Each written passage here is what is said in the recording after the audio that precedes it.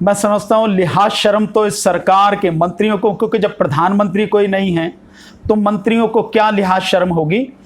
ये सब कुछ कहने से पहले उन्हें चुल्लू भर पानी में डूब के मर जाना चाहिए, इस्तीफा दे देना चाहिए उन्हें। एक्ट ऑफ गॉड, किस बात को एक्ट ऑफ गॉड कह रहे हैं? बीमारियां होती हैं, सारी बीमारियां, एक कभी किसी तरह की बीमारी, कभी किसी तरह की बीमारी आती जाती रहती हैं सारी चीजें। क्या इसे आप जो है, इसके अलावा जो आपने उस बीमारी के लिए सारे इंतजाम किए या आपने सारी व्यवस्था इधर से उधर कर दी, आप उसे एक्ट ऑफ गॉड कहेंगे? इनसे पूछो कि जो आपने लॉकडाउन किया, क्या एक्ट ऑफ गॉड है? भगवान लाके यहां बंद करके गया था इस देश को? भगवान ने कहा कि ताली थाली बजवाओ, मोमबत्ती जलवाओ, भगवान ने कहा था। एक्ट ऑफ गॉड क्या है? एक्ट ऑफ गॉड कि उसने आके सब कुछ किया हो, ये उसका किया धरा है, या ये सब कुछ तुम्हारी सरकार का और तुम्हारी सरकार की बेवकूफियों का और तुम्हारी सरकार की नाकामियों का ये सब कुछ नतीजा है? तुमने लॉकडाउन किया, बिना सोचे समझे लॉकडाउन किया, तुम्हारी वजह से पूरी इंडस्ट्री ठप हो गई, तुम्हारी वजह से 12 करोड़ से ज्यादा लोग बेरोजगार हो गए, तुम्हारी वजह से देश की आर्थिक स्थिति पूरी तरह से चरमरा गई। ये जो बैंकों में घोटाले हो रहे हैं, अपने आप को बड़ा वो बताते कि हम न खाएंगे न खाने देंगे और एडमिनिस्ट्रेशन हमारा इतना सख्त रहेगा। ये जो पिछले वित्त वर्ष में 1.25 लाख करोड़ से ज्यादा के बैंक घोटाले हुए, ये एक्ट ऑफ गॉड है? ये उन हरामखोरों की जो हरामखोरियां हैं, जो लूट है, जो देश को लूट रहे हैं सरकारी संरक्षण में, जिनकी लिस्ट जारी की जाती है और जिन लुटेरों का पैसा माफ किया जाता है, सरकार के द्वारा माफ किया जाता है, तो ये एक्ट ऑफ गॉड है? ये इस वित्त वर्ष में 2.25 लाख करोड़ रुपए का बैंकों में घोटाला हुआ, ये एक्ट ऑफ गॉड है? ये एक्ट ऑफ गॉड है कि तुमने जो जीएसटी बनाई, उस जीएसटी को तुम्हें पता ही नहीं था कि कैसे बनाई जानी चाहिए, क्या करना चाहिए, क्या नहीं करना चाहिए। तुमने यहां के बड़े बड़े जो आर्थिक नीति के जानकार लोग हैं, अर्थशास्त्री हैं, बड़े ज्ञानी हैं, प्रोफेसर हैं, उनसे तुमने पूछा ही नहीं कि जीएसटी किस तरह से बनाई जाए ताकि लोगों को फायदा हो। क्या ये एक्ट ऑफ गॉड है? क्या ये एक्ट ऑफ गॉड है कि तुम्हारी वजह से, तुम्हारे कर्मों की वजह से महंगाई चरम पे है? क्या ये एक्ट ऑफ गॉड है कि तुमने लॉकडाउन किया तो करोड़ों लोग प्रवासी मजदूर के अपने ही देश में प्रवासी मजदूर बन गए, यहां से वहां तक गए? ये एक्ट ऑफ गॉड है? ये क्या है? ये सब कुछ, ये सब कुछ तुम्हारी कर्मों की, तुम्हारी काली करतूतें हैं और तुम्हारी नाकामियां हैं और तुम्हारी जो है ये कमियां हैं, बदतमीजियां हैं, जो देश आज भुगत रहा है। देश का प्रत्येक प्राणी, देश का प्रत्येक व्यक्ति आज इस चीज को भुगत रहा है। ये एक्ट ऑफ गॉड नहीं, ये एक्ट ऑफ मोदी और act of Modi and company है। इसी पे बीजेपी के सांसद हैं सुब्रमण्यम स्वामी, इनका कटाक्ष करते हुए कहा है कि जब आप सरकार पे 2015 में जीडीपी 8% था और फिर वो 3% में जब आप लेके आ गए, तो क्या ये भी, वो भी कोरोना काल से पहले, तो ये क्या भगवान का कार्य था? ये कटाक्ष करते हुए वित्त मंत्री से पूछा सुब्रमण्यम स्वामी ने। नहीं, ये बिल्कुल सही बात है। सुब्रमण्यम स्वामी ने जो पूछा है वो बिल्कुल सही पूछा कि बताओ कौन करके गया? ये एक्ट ऑफ गॉड था जिसे करके गया। और अब जो माइनस में जा रही है और माइनस में भी 5 तक जा रही है, जीएसटी, ये जो अपनी जीडीपी है -5 में जा रही है। जिस तरह के सारे जो बड़े बड़े अर्थशास्त्री हैं, बड़े बड़े विद्वान हैं, अर्थशास्त्र के जानकार लोग हैं, वो जो इस समय कर रहे हैं, -5 में जा रही है आपकी जीडीपी। तो ये एक्ट ऑफ गॉड है? ये एक्ट ऑफ गॉड नहीं है। मैं फिर कह रहा हूं कि ये एक्ट ऑफ मोदी है and act of Modi and company है, और कुछ भी नहीं है। जवाब देना पड़ेगा। सरकार अपनी जवाबदेही से बचना चाह रही है। सरकार जो है अपनी सारी नाकामियां जो आर्थिक क्षेत्र में हुई हैं, आर्थिक क्षेत्र में जो उनकी गलत नीतियां हैं, कोई विजन उनके पास नहीं है। उन्होंने बैंकों का बेड़ा गर्क करके रख दिया और अब जो स्थिति आ रही है कि सारे बैंकों को बेचा जा रहा है, सारे सार्वजनिक क्षेत्र के जो उपक्रम है वो बेचे जा रहे हैं। ये किसने बेचे हैं? किसने इस स्थिति में लाए हैं? कौन लेकर आए इन स्थिति में? ये सारे के सारे एक्ट ऑफ मोदी हैं और कुछ नहीं है। सिर्फ उनकी कमियां हैं, उनकी कमजोरियां हैं, उनकी नीतियां हैं, उनकी बुरी नीतियां हैं, जिसकी वजह से देश को यह भुगतना पड़ रहा है। इसी पे सवाल है कि जब भी वित्त मंत्री से पूछा जाता है कि महंगाई बढ़ रही है या कुछ भी अर्थव्यवस्था डाउन हो रहा है, तो कुछ ना कुछ बहाना करते हैं। अभी देवे शक्ति का बता, इससे पहले जब पूछा गया था प्याज महंगी हुई है, तो उन्होंने कहा था हम तो प्याज खाते ही नहीं है। देखिए, मैं समझता हूं इससे ज्यादा और देश का दुर्भाग्य क्या होगा इससे ज्यादा दुखद स्थिति क्या होगी? एक वित्त मंत्री को इतनी तमीज होनी चाहिए कि उसको किस सवाल का कैसे जवाब देना है, लोगों की भावनाओं को कैसे शांत करना है, लोगों के जले पर मरहम कैसे लगाना है। यह नहीं कि आप उनके जले पर नमक छिड़क रहे हो, बल्कि हाथ से रगड़ भी रहे हो उस नमक को। उन्हें बताना चाहिए कि किस तरह। आप नहीं खाते, मैं नहीं खाता कुछ कई चीजें, तो इसका मतलब यह है कि जब मेरे पास देश की जिम्मेदारी होगी तो मैं जो खाता हूं सिर्फ उनके विषय में बात करूंगा, बाकी और के विषय में बात नहीं करूंगा। क्या मैं उन चीजों के लिए मंत्री बना हूं, या मैं पूरे देश का पूरी स्थिति को सुधारने के लिए मंत्री हूं? और ऐसे ऐसे लोगों को मैं कहूंगा, ऐसे अनपढ़ और गंवार ये जो लोग बिठा दिए हैं, मंत्री बना दिए हैं, ये शायद इसीलिए हैं कि मोदी इनके लिए, इनके साथ जो इनके माध्यम से जो बड़े मजे से जो काम कर सकता है कि ना उन्हें पूछने की, ना उन्हें काम करने की तमीज है, और ना ही जो वो कुछ पूछ पाएंगे, तो वो मजे से जो चाहते हैं वो करते रहेंगे।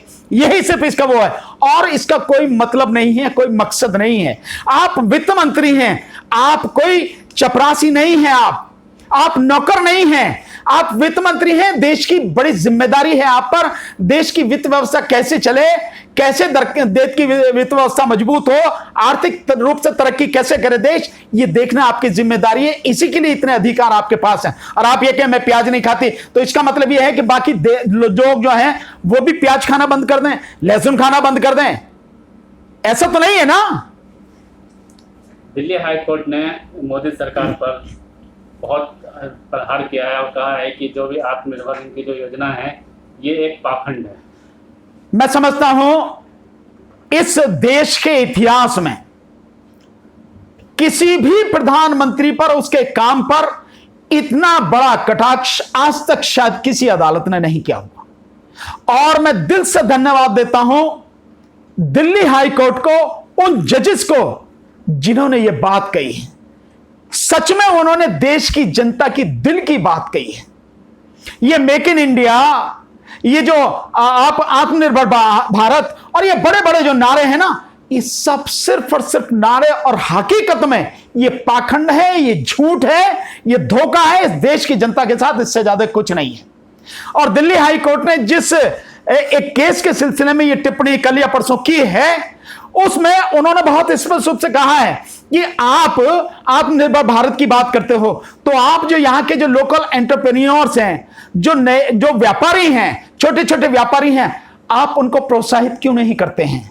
आप एक तरफ टेंडर निकालते हैं, योजनाएं बनाते हैं, लेकिन आपकी शर्तें ही पूरी नहीं कर सकते, तो वो वैसे ही बाहर हो जाते हैं। फिर लोकल से वोकल कैसे होगा जब आप तलवे चाट रहे हो? मैं ये कह रहा हूं, मेरा तो बहुत पहले से ही कहना है कि जब मोदी जो है बड़े बड़े उद्योगपति अंबानी, अडानी और टाटा जैसे इनके तलवे चाट के और सब कुछ उन्हीं के हवाले करने की सारी योजना उसने कर रखी है, तो फिर लोकल से वोकल का मतलब क्या है?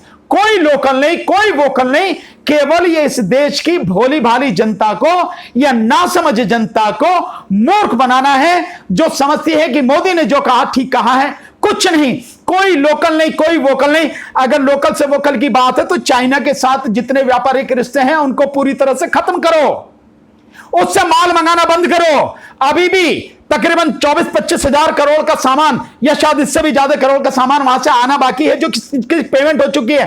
हिम्मत है तो ये करो खत्म, इसको खत्म करके दिखाओ, और तब लोकल से वोकल की बात करो, और लोकल के लिए उतनी उनको सुविधा दो, ऐसा माहौल पैदा करो ताकि वो खड़े हो सकें। अन्यथा कहां से लोकल से वोकल होगा?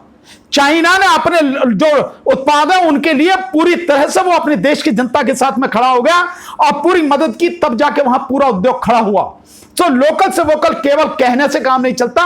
और बहुत बढ़िया टिप्पणी की है। मैं फिर एक बार जो है नमन करता हूं ऐसे जजेस को, दिल्ली हाई कोर्ट को, जिन्होंने इतनी जबरदस्त टिप्पणी की है कि केवल तुम्हारा पाखंड है, केवल ढोंग है। और मैं समझता हूं अगर थोड़ी सी शर्म लिहाज बची हो, जरा सी भी नैतिकता बची हो, तो इसी बात पे इस्तीफा देना चाहिए, डूब के मर जाना चाहिए प्रधानमंत्री नरेंद्र मोदी को, कि इतना बड़ा कटाक्ष एक हाई कोर्ट ने उन पे किया है। और केवल यही नहीं है कटाक्ष, उससे भी आप देख लेंगे कि जो तबलीगी जमात के विषय में बॉम्बे हाई कोर्ट का जो फैसला आया है, वो भी इस सरकार के मुंह पे एक करारा तमाचा है, इस गोदी मीडिया के मुंह पे एक करारा तमाचा है, जो वो दिखाते रहे तबलीगी जमात को ही ये उत्तरदायी बनाते रहे कि यहां कोरोना फैलाने वाले वो हैं। वो नहीं उन्होंने दिखाया कि जो तिरुपति मंदिर में पौने 200 से भी ज्यादा जो वहां के जो कर्मचारी थे, वहां के पुजारी थे, वो संक्रमित हो गए। और राम मंदिर का जब वो हुआ शिलान्यास, उसमें भी जो वहां के पुजारी थे वो भी संक्रमितों को उसे नहीं दिखाया।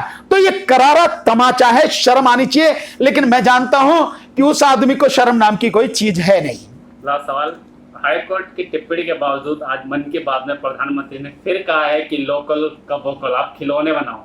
जहां जनता को उम्मीद थी कि मन की बात में बाढ़ ग्रस्त इलाकों की बात होगी या फिर उन छात्रों की बात होगी जो लगातार प्रदर्शन कर रहे हैं कि हमारा एग्जाम रोक दिया जाए, और या फिर बेरोजगारी की बात होगी, लेकिन प्रधानमंत्री फिर घूम के बात क्या करते हैं कि खिलौने बनाएंगे। इस देश के लोगों को समझ आ जानी चाहिए। अरे कब समझोगे भाई तुम? आपको समझ आ जानी चाहिए ये व्यक्ति, इसका तुम्हारी जिंदगी से कोई लेना देना नहीं, बच्चों की पढ़ाई से इसका कोई लेना देना नहीं, बच्चों के रोजगार से इसका कोई लेना देना नहीं, आपकी स्वास्थ्य सुविधाओं से, सेवाओं से इसका कोई लेना देना नहीं है, आपकी रोजी रोटी से, नौकरी से इसका कोई लेना देना नहीं है, आपके सुख दुख से इसका कोई लेना देना नहीं है, आपके जीने मरने से इस व्यक्ति का कोई लेना देना नहीं है। ये नौटंकीबाज है, नौटंकी करता है और आपको उन सारी चीजों में फंसा के केवल धोखा देता है और कुछ नहीं है।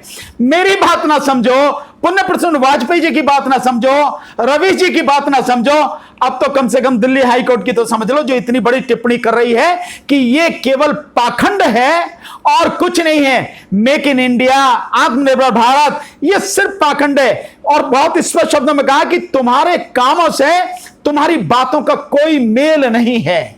इसके बाद भी बाढ़ से क्या लेना देना है?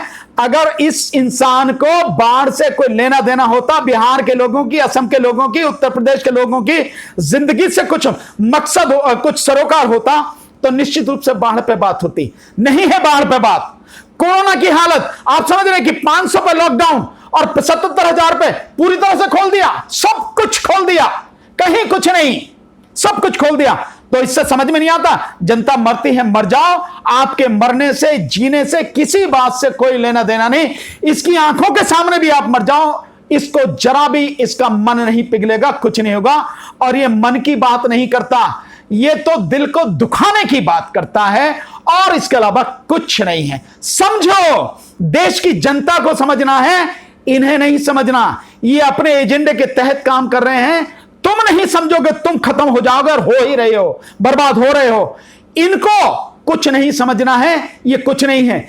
इनको उखाड़ के फेंकने की तैयारी करो, ज्यादा बढ़िया ये होगा।